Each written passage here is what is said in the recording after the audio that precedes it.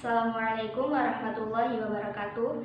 Perkenalkan, nama saya Laila Cahaya Rahmadani, mahasiswa kelas 3 PAIC dengan nomor absen 48, NIM 214110402314. Dalam video ini saya akan menjawab soal UAS mata kuliah sumber belajar PAI berbasis multimedia. Soal yang pertama yaitu memilih dua tugas yang telah diberikan dosen. Di sini saya memilih LKPD dan LKPD interaktif. Kemudian bagaimana penggunaannya? Penggunaan LKPD dan LKPD interaktif itu sangat mudah. Yang pertama, kita harus membuat LKPD dan LKPD interaktifnya. Cara membuatnya pun mudah, hanya menggunakan Android yang bisa kita akses melalui link. Jadi untuk LKPD saya menggunakan Google Form. Dalam Google Form saya memasukkan soal-soal dan juga materi ataupun video. Di situ bentuk soalnya pun beragam, dapat kita pilih sesuai dengan setting kita. Untuk LKPD interaktif saya membuatnya melalui website worksheet. Di situ kita juga bisa lebih interaktif dalam membuat soal, di mana siswa dapat menjawab soal dengan lebih variatif sesuai dengan yang kita desain. Waktu kemarin saya membuatnya dengan bantuan aplikasi Canva dan juga Microsoft Word, yang kemudian setelah saya edit, saya input ke dalam website worksheet itu.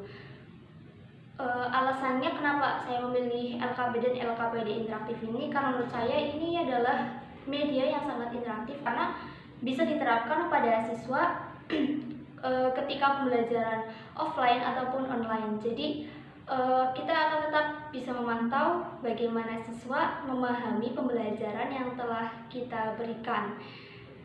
Aksesnya pun mudah. Setelah kita buat Google Form dan juga LKPD interaktifnya, kita simpan, kemudian kita salin linknya dan juga bagikan kepada kelas yang kemudian dapat diakses. Waktunya tergantung bagaimana kita menyetingnya.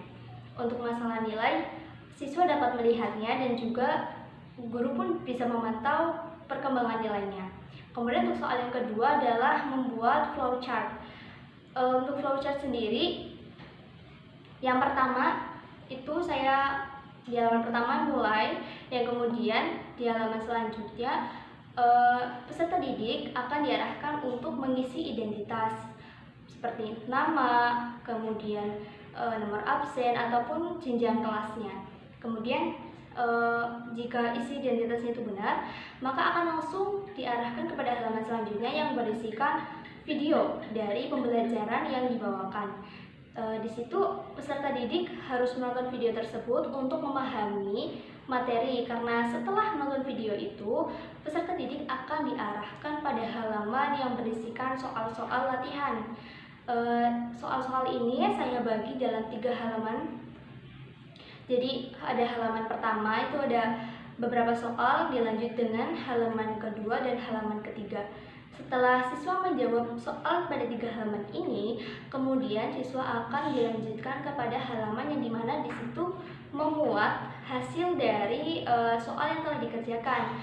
Jikalau nilainya itu sudah mencukupi, maka siswa dapat langsung menuju halaman terakhir, selesai gitu. Jadi pekerjaannya bisa langsung diserahkan. Tapi kalau misalkan nilainya itu belum mencukupi karena mungkin salah menjawabnya, siswa akan kembali diarahkan ke halaman yang berisikan video. Jadi siswa harus kembali menonton video tersebut, harus memahami supaya soal yang tadinya mungkin salah itu bisa diketahui jawabannya. Jadi ini sebagai salah satu upaya supaya siswa itu ya paham sama materinya. Jadi memang harus diulangi gitu. Jadi setelah nonton video lagi, menjawab soal lagi, kemudian benar, akan langsung diarahkan ke nilai. Setelah nilainya cukup, boleh itu selesai. Itu flowchart yang saya buat. Kemudian soal yang terakhir adalah menjelaskan aplikasi berbasis Android yang dapat digunakan sebagai media pembelajaran PAI, sumber belajar PAI. Yang pertama itu yang kita gunakan di perkuliahan adalah Google Classroom. Seperti yang sudah sangat ramai digunakan, apalagi ketika mulai marak pembelajaran online. Di setiap sekolah pasti itu menggunakan Google Classroom karena memiliki kelebihan, yaitu di sana kita bisa menyeting tugas, mengumpulkan tugas dengan teratur, kemudian mengupload file berupa materi, kemudian bisa terhubung dengan Google Meet. Kita juga di sana ada fitur untuk mengingatkan pengumpulan tugas, jadi nggak ada alasan untuk peserta didik lupa menyetorkan tugas. Dan kalaupun siswa ini telah menyetorkan tugas, di situ tertera akan terdeteksi bahwa siswa tersebut telah mengumpulkan tugas. Kekurangannya kurang dalam diskusinya, itu kurang ada fitur kayak reply chatnya gitu. Jadi diskusinya kalau misalkan tidak terkontrol itu akan sangat menumpuk dan kayak jadi bingung scrollnya, bacanya. Kemudian aplikasi yang kedua itu ada Quizzes.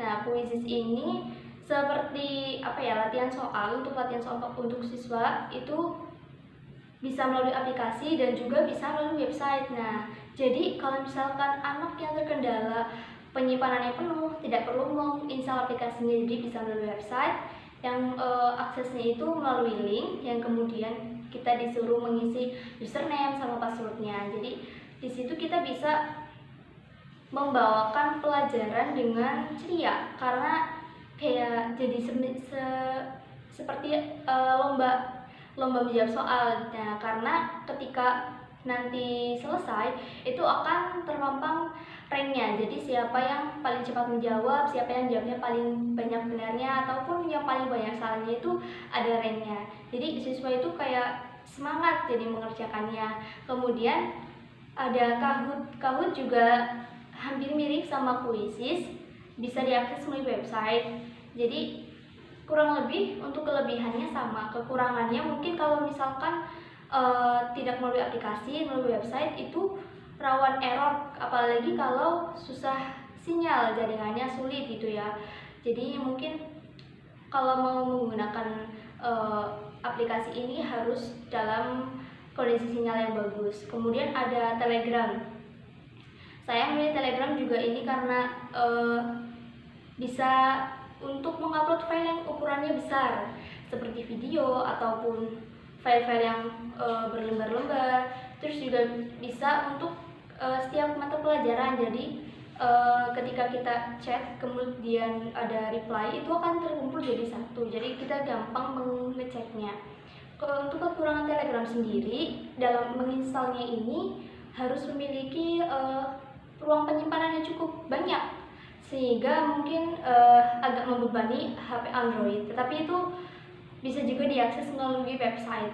Tapi kalau untuk saya sendiri menyarankan untuk menginstal aplikasinya, karena walaupun aplikasinya berat, membutuhkan ruang penyimpanan yang banyak, tetapi ketika sudah digunakan itu sangat mudah dan bisa menampung banyak anggota dalam satu grupnya. Mungkin sekian jawaban UAS dari saya. Kurang lebihnya mohon maaf. Wassalamualaikum warahmatullahi wabarakatuh.